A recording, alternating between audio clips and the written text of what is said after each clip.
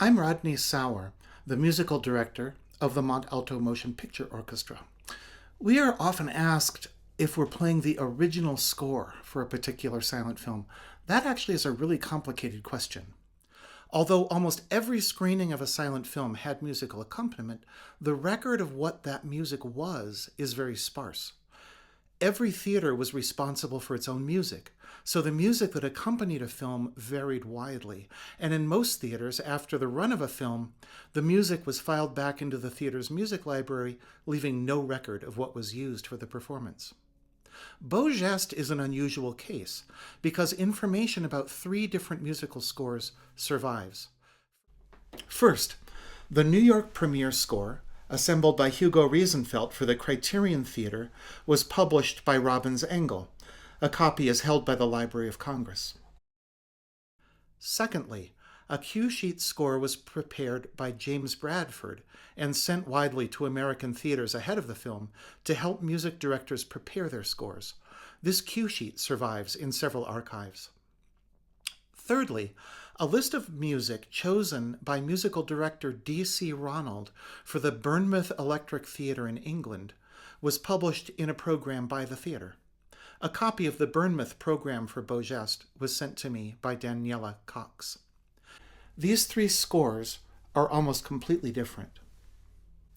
In addition to those scores, a set of excerpts from Riesenfeld's score, titled 3 Themes from Beau Geste, was published separately.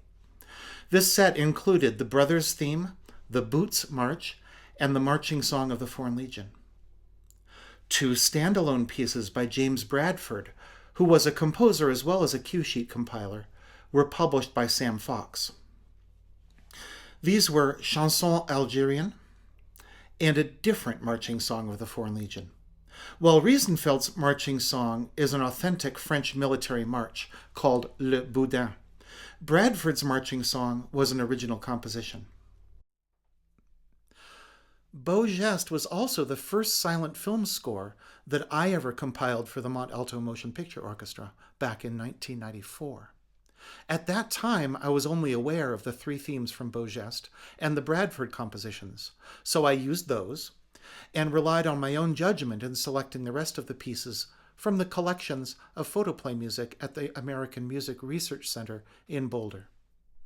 This new 2025 score for Beau Geste is largely based on the Hugo Riesenfeld score, but it also incorporates pieces from the James Bradford cue sheet, as well as some pieces from the 1994 Mont Alto Orchestra score. What are these different historical sources like? Hugo Riesenfeld's New York score has music for the entire film, including an overture and intermission music. Screen cues are written in the score to help the conductor stay in sync with the film as it runs. In the case of Beau Geste, this gives clues to scenes that were present in the premiere that were later cut for the general distribution prints that survive.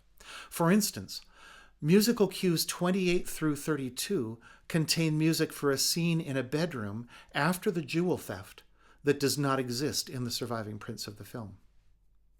There is evidence for smaller cuts as well. In cue 5, there's a reference to a title that reads, Allah forbids, which does not appear in the surviving print of the film. My guess is that in the original continuity, Beaujolais asks a soldier in his battalion to enter the fort. The responding title, which starts Allah forbids, would be the presumably Islamic soldier declining on religious grounds. This prompts Digby's title, Let me go, sir, to volunteer to enter the fort instead. That interaction was trimmed for the general release, a cut that almost no one would notice.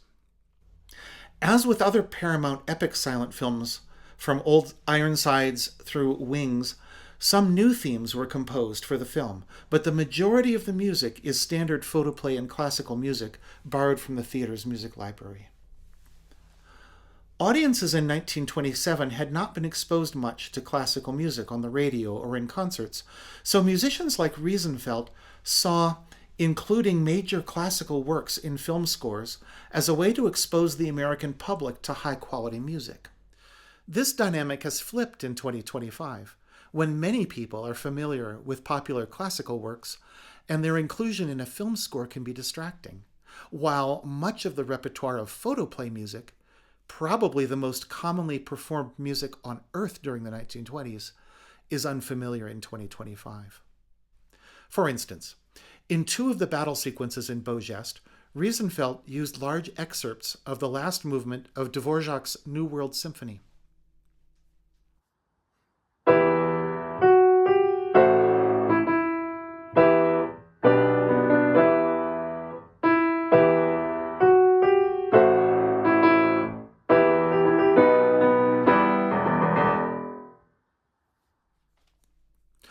While it makes good battle music, it is now familiar to many listeners from recordings made by the world's leading symphonies. Hearing it played by our smaller theater orchestra would prompt thoughts like, where have I heard this before? And isn't this usually played by like 100 musicians?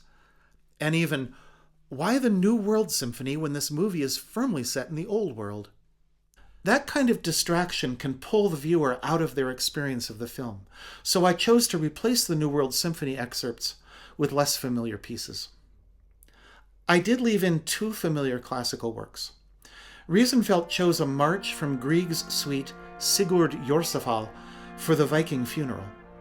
The Sigurd in question was a Norwegian king, so music written for a Norwegian king seems perfectly logical for a Viking funeral.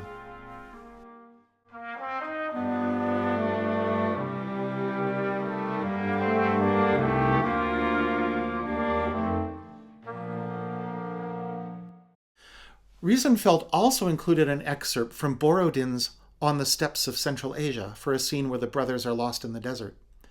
But he added a counter melody in the violin at one point that is based on his brother's theme that appears throughout the score.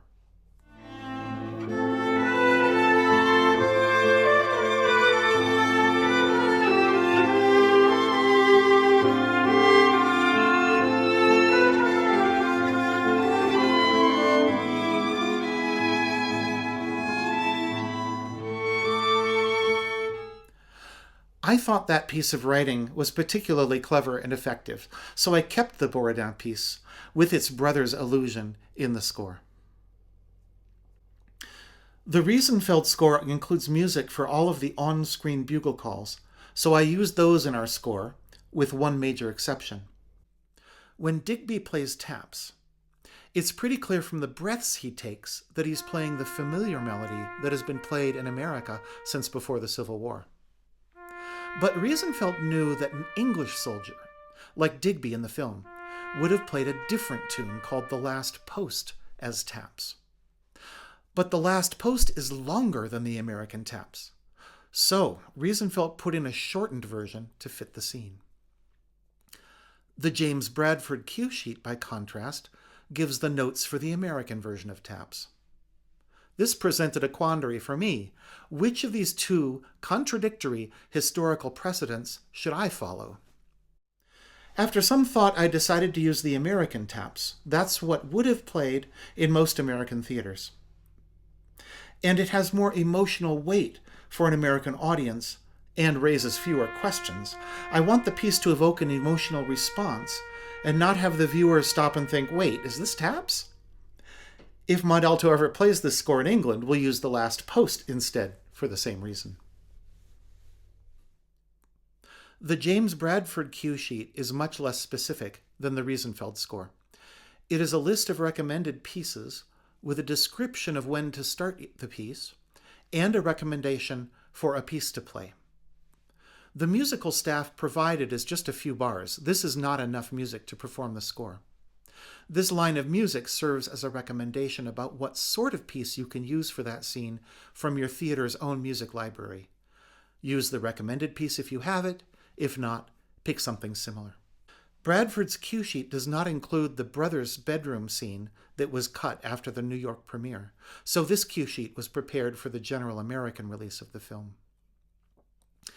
Bradford chose his own composition, Chanson Algérienne, as the main brothers' theme, using it 8 times in the score.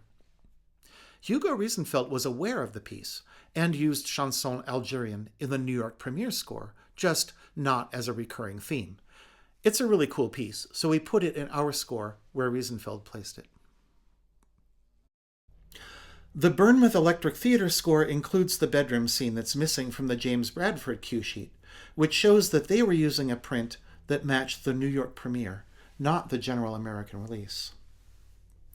I didn't use any selections from the Bournemouth Electric Theatre program, but D.C. Ronald's choice of a piece from a suite by Liza Layman called Cobweb Castle reminded me of a different movement from that same suite that was perfect for the scene where we're introduced to the brothers and their cousin Isabel as adults.